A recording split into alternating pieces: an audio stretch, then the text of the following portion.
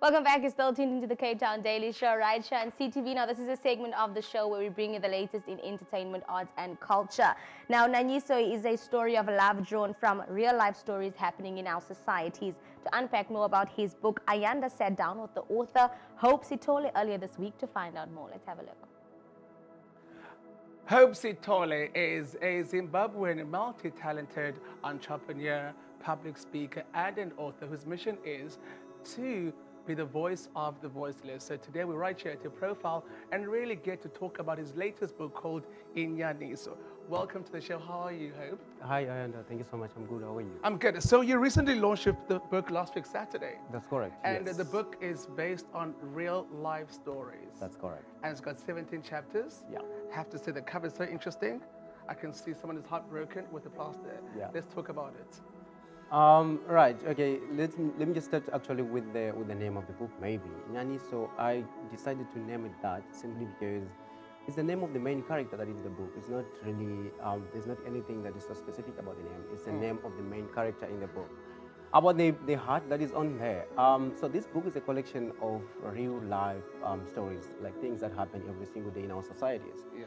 So some of the things that happen within our societies are very, heartbreaking. This is why I decided to put the broken heart on the cover, because it tells a lot with regarding the stories that happen within our societies. Yeah. So, because even the name Inyani, so it in Xhosa it means real stories. Yeah. And that's what I get from holding this book. And also the book is inspired. It is to inspire orphans and breadwinners. That is correct. So when one gets to get hold of this book, what do you think they're going to learn and achieve from reading this book? From reading that book. All right, that's a very good question. So from this book, if someone is to read this book, they're going to learn the most topic that I actually love, which I wrote that is in the book, is the GBV topic, which I had to touch a bit because it's something that happens almost every single day within our society. Right? So I had to touch a bit on that. And if someone is to read this book, they are going to learn, if it's a lady, if it's a man, whatever, GBV happens to all genders.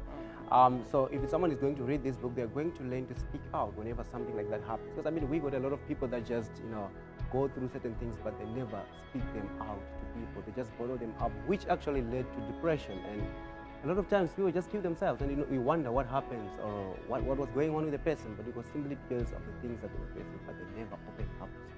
And it seems like a discussion that we should keep on having. Yeah. Like even early on in the week, I spoke to some motivational speaker about how people get to bottle their issues. They don't really speak out.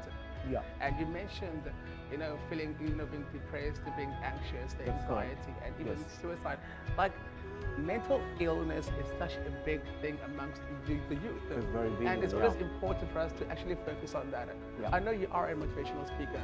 So what's your advice for, people who are in that dark space? Yeah, it's also a very deep question. I think the people that are in that space right now, what I would actually advise them is to speak to someone else. It's so difficult. I know it's very difficult to speak to someone. The reason why it's difficult is that we are living in a community that is quick to judge people. Oh, yes. You like opening up your story to someone is more like going in front of the public and just take off your clothes. That's what it is, because the moment you tell someone, you hear your stories coming out from this side, from that side, and all of that. I know if the community is like that.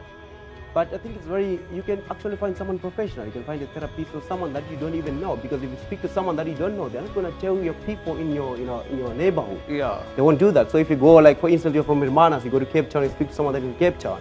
They don't know what is happening in Hermanas. They don't know any of your relatives, which is actually fun. So you find like more comfort to speak to someone that you actually don't know in person. So I think that's what people should do. They should speak it out. Bottling things up sometimes, that is exactly what leads people to killing themselves. Because exactly. You keep it in you, then it grows, then it reaches a certain level where you're like, you know what, I'm worthless, I must just die. I like that. I think people should not just bottle their issues, their problems. Yeah. They should just speak to a person and just let it, just speak out. Don't just bottle it. Absolutely. Now, Hope, what has been your biggest challenge when it came to publishing this book? Right, so there has not been biggest challenge when it comes to publishing. The reason being, I decided actually to do self-publishing on my book for some reasons. Yeah, so I did not really have to go to traditional publishers and speak to them and have them to publish the book and all of that. I know it's a process, it's quite expensive as well.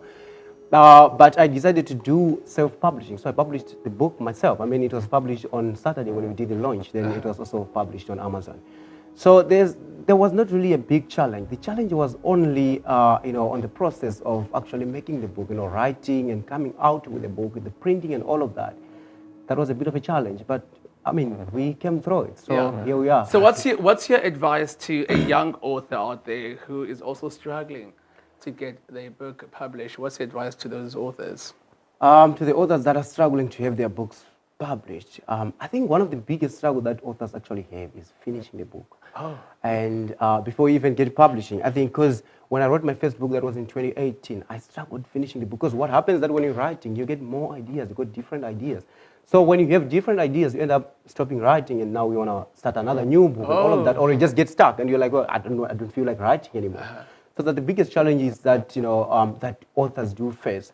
But when it comes to publishing, I would advise someone who is still, if you are new in the industry, maybe consider doing self-publishing, right? Because then you don't have to go through so much, and then you learn from that, and you can still manage your book. You see what is happening. You see who is coming on your, on Amazon, buying your book and all of that. You are in charge of all of those things. Because if you go for traditional publishers, sometimes they're expensive. Sometimes you can't really, unless you have money, then you can actually go for them. Yeah. But sometimes it's a process. So it's best that you start by doing self-publishing. You do it on your own, you manage it on your own, and then when you are really in the industry, you go for the traditional publisher. So where can we find your book, Nyaniso? Nyaniso, you can find it on Amazon. It's there on Amazon. They can deliver anywhere, wherever you are. Amazon is worldwide. I mean, they can deliver anywhere. You can order a paperback copy like this, or you can also order, some people prefer reading on their cell phone, on their laptop. So Online, you can get an ebook as well from Amazon. And last question, where can we find you on social media? On social media, you can get me on any platform. You can just get me under Hope Inspirations. That's the name that I use almost everywhere, except for other applications that I'm not on, like Snapchat. I'm not on Snapchat, so definitely you can find me You there. don't believe in filters. Yeah, I don't believe in that. But if you go wherever on Facebook, Instagram, TikTok as well, on Twitter, you just find me under Hope Inspirations. All right, that is Hope Inspirations, guys. Please go purchase his book at Amazon, or in fact you can purchase online, and do follow him. His handle is Hope Inspirations. Thank you so much. Thank you very much, and all the best. It's a pleasure. Thank you so much, Ayanda, for hearing me. Gracious. That was Ayanda Makuzeni talking to Hope Sitole about the book Nyaniso, talking about love and stories happening